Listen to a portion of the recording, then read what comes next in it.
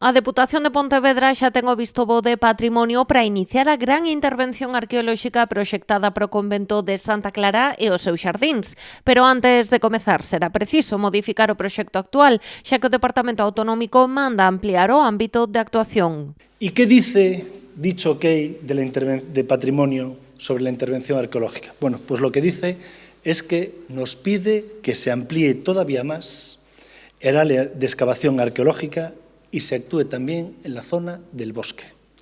Por lo tanto, y en otras palabras, lo que nos pide patrimonio es que en Santa Clara se haga la intervención arqueológica más importante de Galicia en los últimos 15 años, según me dicen los que saben. Este cambio obrigará a cambiar tamén o contrato actual. A intención é que estea listo nas próximas semanas para despois poder solicitar a licenza no Concello de Pontevedra para afrontar a intervención. Un proceso de semanas, no sé cuántas, pero en semanas debería estar para poder pedir la licencia al Concello para poder iniciar ya de manera inmediata el estudio, el proyecto arqueológico que va a ser de un gran tamaño. El nuevo estudio arqueológico, lo que nos dicen es que en 4 meses debería estar hecho.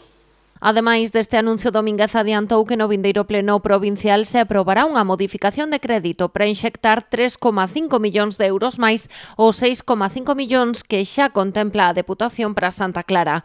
Contía que se completa coa achega comprometida pola Xunta. Con esta nueva inversión de 3,5 millones de la Diputación en Santa Clara, podemos decir que ya tenemos asegurados 16 millones de euros para este proyecto.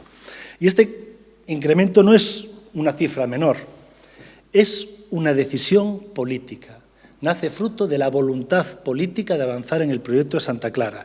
Es un compromiso firme de la Diputación con este proyecto y es blindar económicamente el futuro de Santa Clara como parte del Museo de Pontevedra. Domínguez destacou tamén que nos máis de 2 anos que leva no goberno reformouse o proxecto para evitar construir un depósito de restos arqueolóxicos nos xardíns, iniciáronse os trámites para facer un novo depósito, licitouse a redacción do proxecto e da dirección de obra, realizáronse as catas arqueolóxicas, identificáronse pinturas antigas e mercáronse os bens de Santa Clara.